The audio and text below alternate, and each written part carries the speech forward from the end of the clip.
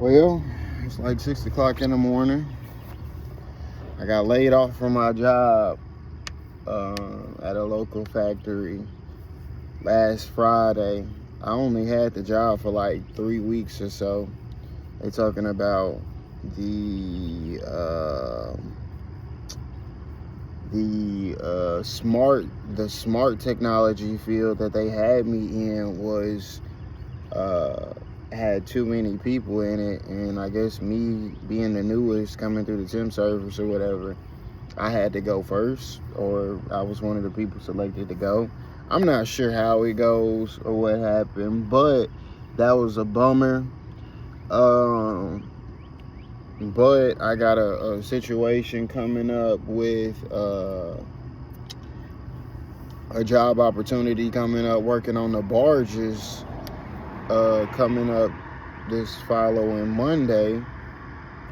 I just been trying to get my groove back since I quit my job in 2025.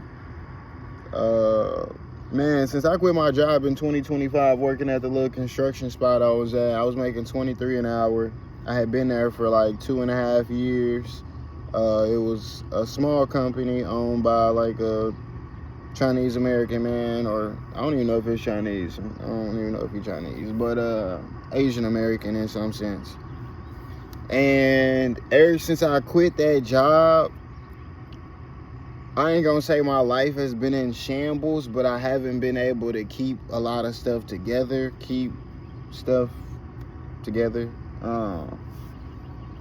Truck, life insurance, car insurance, just all that good stuff. And I quit my job last year in like March of last year. So this year, March would make it a whole year. Then we April, May, June, July. So a year and 4 months. I kind of been messed up. I've been having jobs since then. But I don't like this bracelet. I don't know why she gave me this, but I just got this last night, and it kind of is like a little girly to me. I don't really like that. It's got the cross and stuff, but yeah, my mama swear we got it from Bible study last night. But besides that, my only problem with going to work now is just because I understand how work can strip you of certain stuff. And I don't mind putting in the hours or whatever the case may be, because, folks is trying to get somewhere. But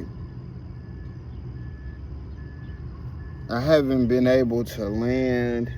I've had jobs throughout this whole time. And it wasn't that I couldn't keep a job. It was the fact that I was running into situations that kind of like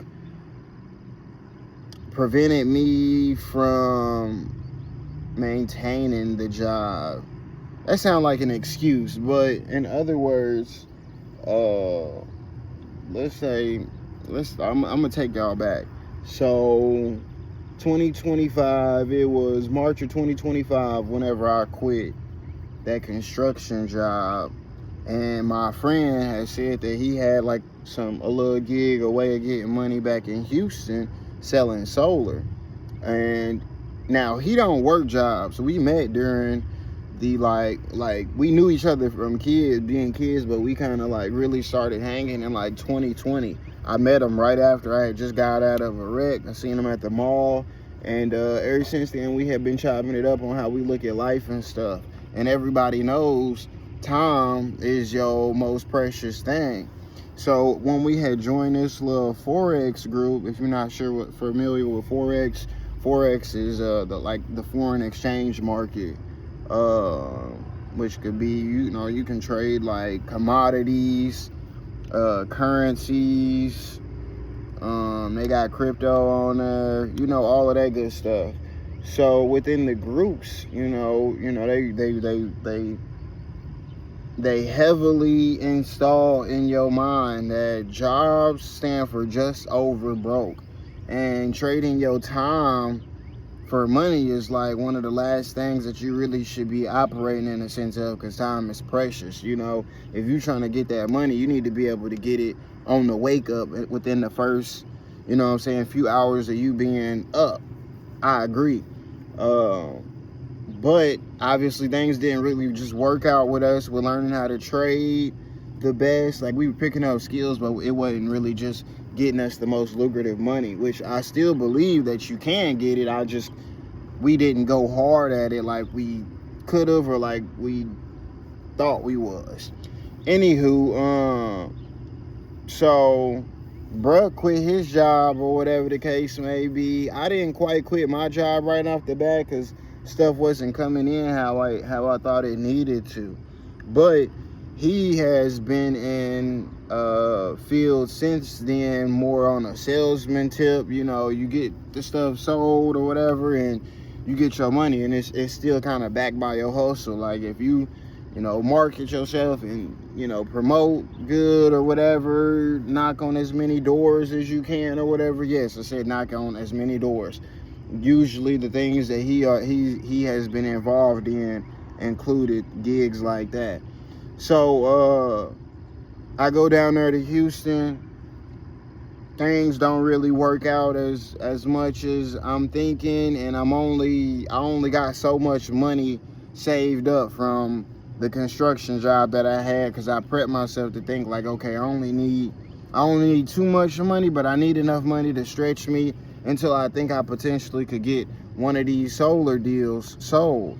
So the whole 2 weeks that I'm out there in Houston, we was like on the outskirts of Houston, like Richardsdale or something like that, or I forgot what it was called. But so we out there, and bruh kind of just helping me out, taking, you know what I'm saying, buying stuff, the food, and just help supporting me while I'm out there and stuff. But it kind of get to a point where I'm like, damn, I ain't really got nothing yet, and I still need to make something, you feel me? So things is just cracking in, and the whole time, like, we've never really went to a different city or something like that and didn't, like, kind of just, like, in a sense, like, fuck off. Like, we didn't really just, like, it was never a time where we met up in a city or something like that and we didn't turn up. So while I was down there, we kind of like we didn't really get into it, but I was a little frustrated off not making any money since I quit my job. So then I quit my job. I had already quit my job. Then I came back from Houston back to Clarksville, and I kind of was like down on my butt a little bit. I didn't really know what I was gonna do. It didn't seem like I could have immediately went back to the LG spot. That's like the local factory out here that you can get on at any time. Actually, the factory that just laid me off, as a matter of fact.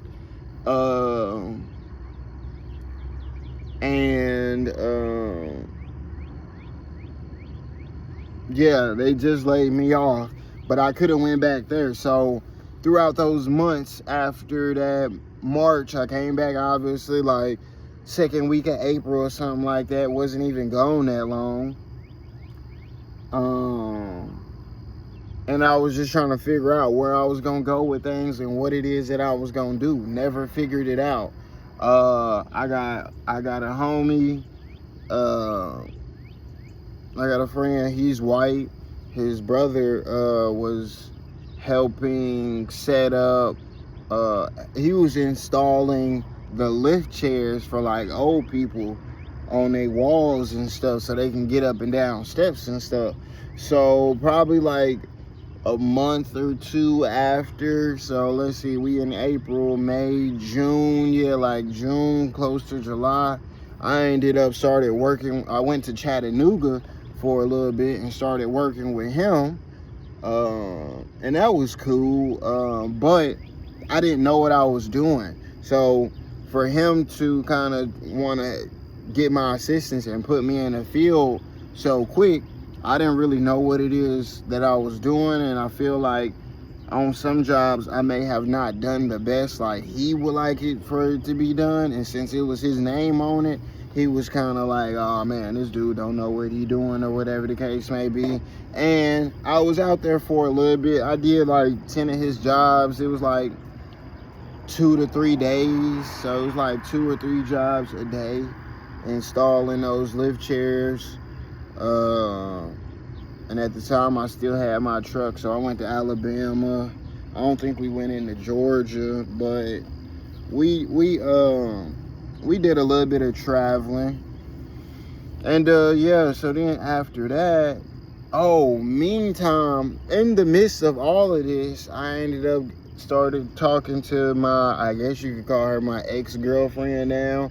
I don't know what to call it, because to an extent I do not feel like we were in a real relationship. Like, I claimed her, she claimed me, and all that good stuff, but when I look back at it, I don't feel like she's my ex.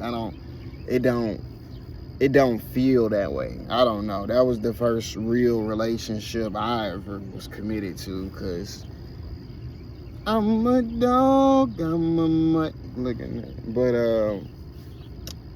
yeah, so in the meantime, I started talking to her in May. So April, May. So yeah, the following month after me coming back from Houston, then you know, while we're talking, I applied for the FedEx job. I ended up getting the FedEx job, so I was working that for a little bit. And that was the only gig that I had, which it wasn't much, cause you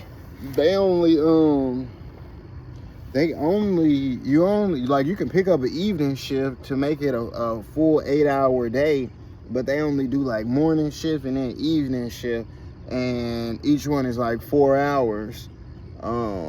At almost like $20 an hour. I think it was like 19 an hour maybe. So I had that.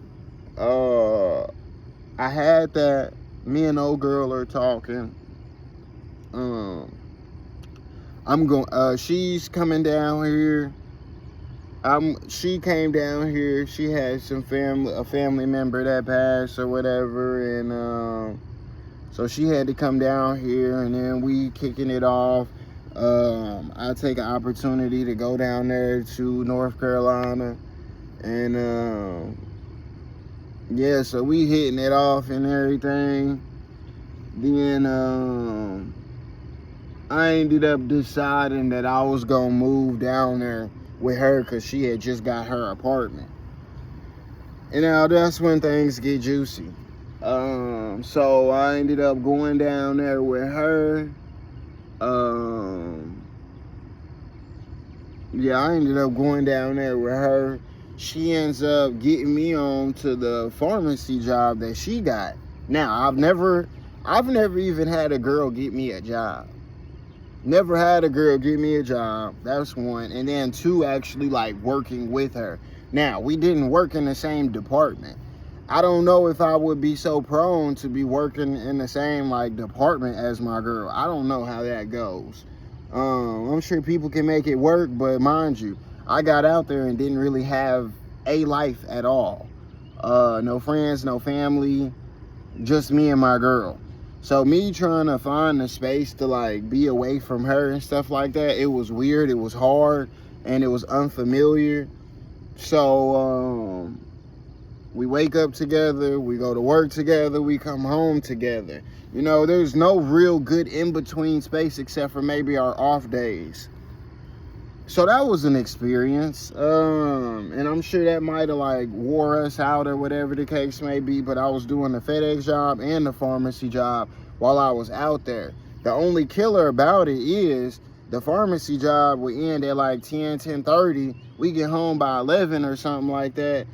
You know, I gotta be at work at the FedEx thing at 11, 12, 1, 2, 3, 4. So about like 5 hours later, maybe 4 hours later, I had to be at work at the FedEx spot.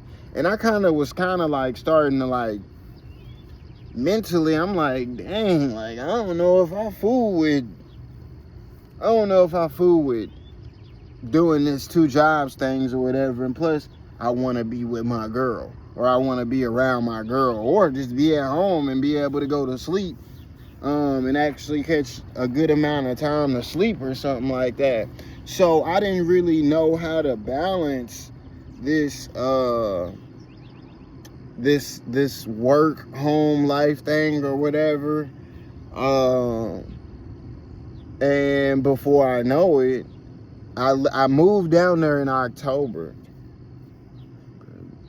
December, January. So 3 months in, she like, I don't know if I was ready to be in a relationship.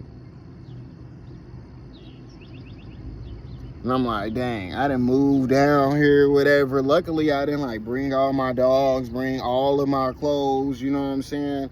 I'm low-key skeptical about it because I've never put this amount of trust into a woman other than my mama. You feel me? I just don't ever operate like that. I've never done that.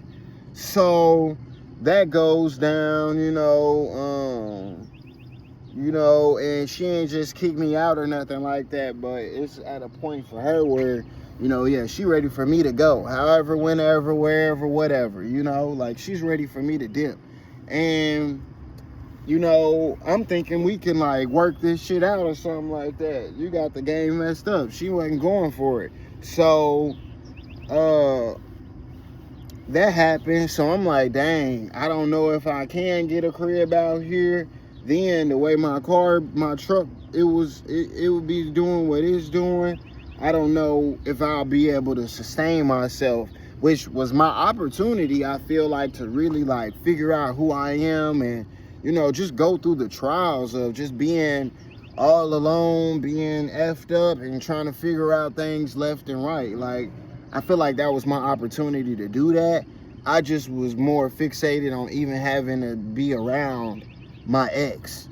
I didn't want her to be able to look at me. I didn't want to have to look at her. It was some situations where I didn't want to be around a third party. And a lot of my ego was wrapped up in going through this testimony, going through this struggle area. There's a lot of my ego wrapped up in it, worried about the wrong stuff. And that's something that I've learned, where when you really trying to develop and figure yourself out, life will throw things at you where these are opportunities of certain scenarios. They may look scary, they may look like it's not gonna work out or whatever, but if your mind and your heart is in the right place, you can see through it, and that will push you to be able to walk through it. But if you ain't got no faith, you know what I'm saying, and you're not focused, bro, like, you mess up an opportunity like I did. And I liked Charlotte. Charlotte was nice to be in. Now, once again, like I said, I didn't know anybody. I didn't have any friends or whatever. But I think that was an opportunity to grow, to expand, and to capitalize on a new experience, new area, and just a new life.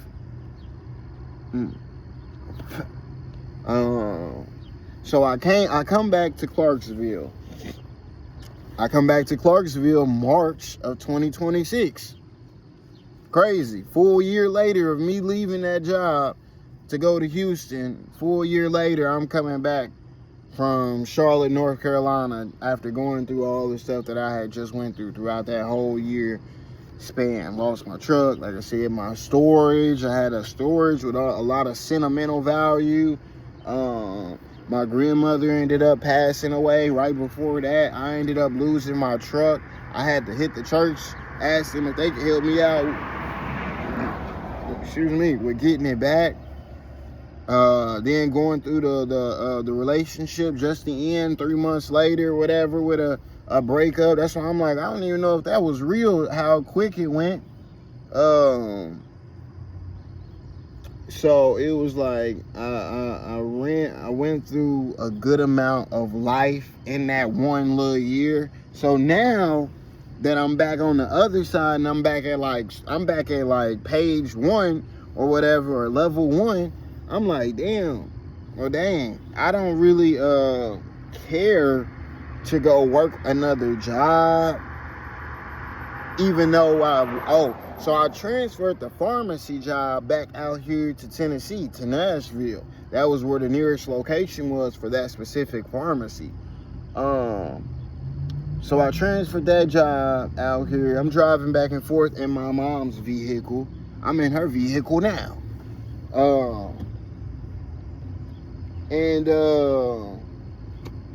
Yeah, I'm over here driving her whip back and forth, or my brother's whip, because he had left his truck here from his job.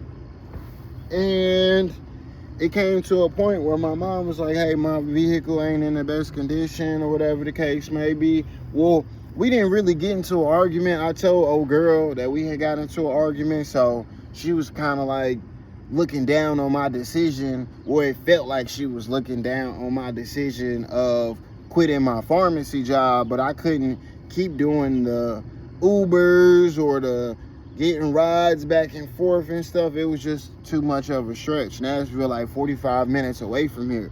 You trying to work a job and you 45 minutes away. It's just like the same amount of money you making at that job is the same amount of money you gonna spend trying to get there. So it's like you ain't even breaking ground. You know what I'm saying? So I ended up quitting because I didn't have the transportation. So then I'm like, okay, now I gotta figure out another like pharmacy job or something. You feel me? I'm trying to apply at Walgreens, or I am applying at Walgreens and all them other different type of regular pharmacies. So I never land a job. I never land a job at one of the pharmacies. I still got my pharmacy certification or whatever, but I need to transfer it from the North Carolina Board of Pharmacy to Tennessee's Board of Pharmacy. But now I am looking forward to start working on the barge or whatever, working on the river. And it just like, I know that working a 9 to 5, it gets you something. But it's also robbing you of your time. So, it's a 50-50 way you look at it. Me, on the other hand, like, I don't care to be in a job where it's just like crazily demanding on your labor and strips you from being able to be around people.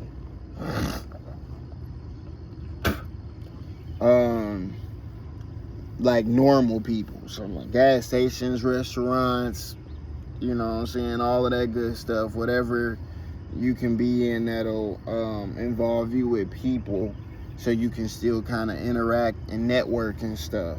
I like those type of jobs. Now, they do not pay that much, but I do feel that it comes from the benefit of the fact that you're going to be around a lot of people anyways, and you could potentially run into somebody who can help save your life or whatever the case may be. So, it just ain't been the easiest picking the ball back up. And I'm just speaking from my perspective. It hasn't been easy. I ended up going down to the job center, the local job center down here, and basically they had me take a test to inquire for some funding for school. So I'm going to be pursuing that too,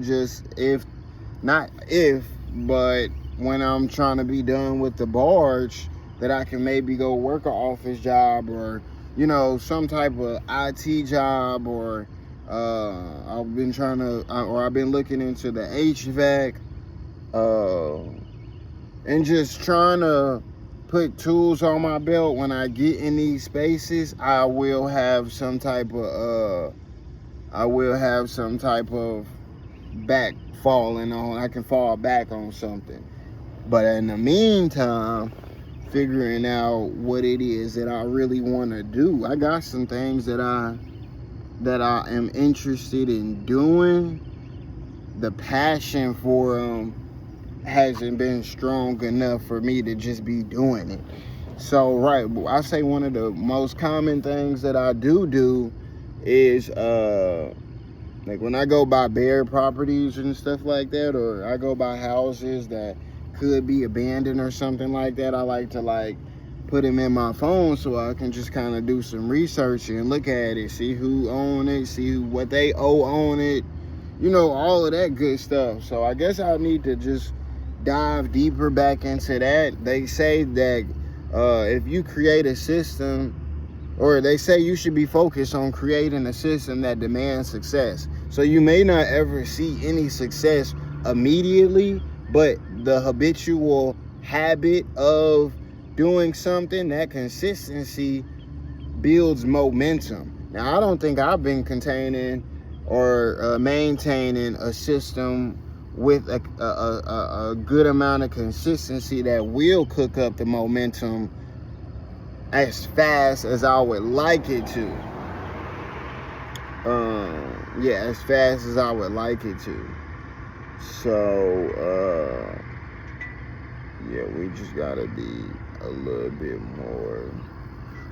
bit more aware of what it takes with your passions and the habits that you have. I'm sitting here hitting this vape and stuff, but waking up early, trying to do that more often.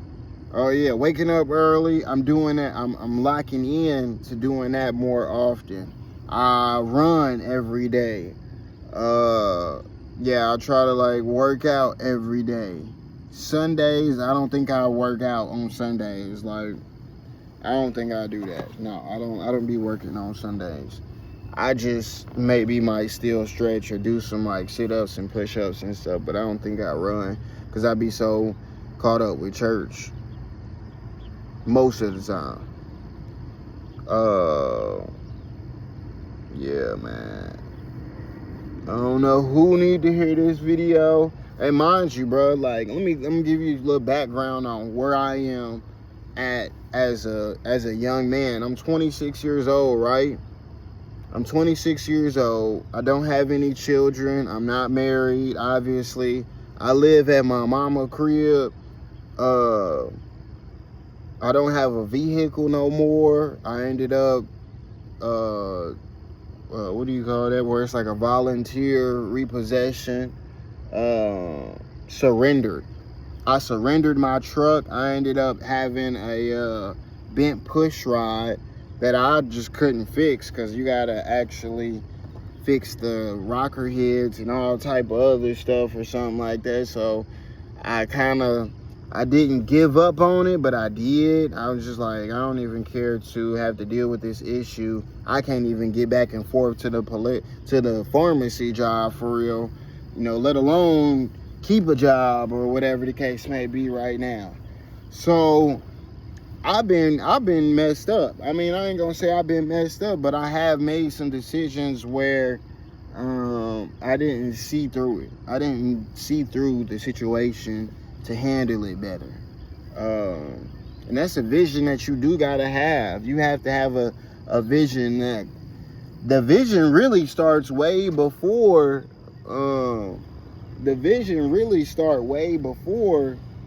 the stuff start popping off.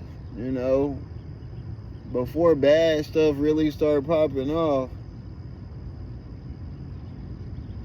Okay, I don't need to pop this pimple right now. Not while I'm recording.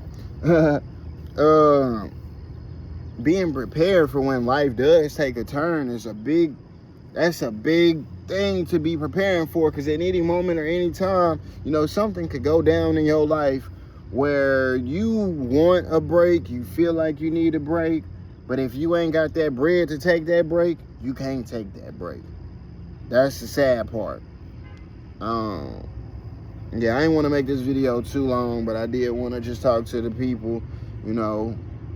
Don't give up for one, or make sure that you do have belief in God. You believe in God and you know God and you are with God, you know.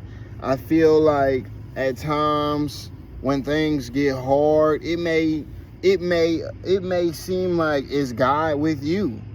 You know, are you with God, but is God with you? You know, it has you wondering like, what is going on? What did I do? But if things were just all good all the time, it would be no reason for you to even see God. You wouldn't even understand how the process of him being there for you when times do get rough and seeing that you got it out of there somehow, some way, you wouldn't be able to see the miracle in that.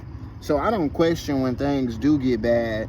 Yeah, it's when everything is kind of like all peaches and cream is when I'm kind of like, oh snap, it's a little too quiet. You feel me? Like, ain't no problems going on. You know. And I'm still blessed and highly favored because it's a lot of stuff that I could just be dealing with right now that I don't have to deal with. You know, so let's be thankful for the struggles that we do endure, stuff that we are running into, the problems that we do have. You know, because long story short, somebody got it worse somewhere else. So, yep, that's it, man. You know, we getting this stuff together. We getting this stuff together and we trying to make it happen. What is this? All right, y'all.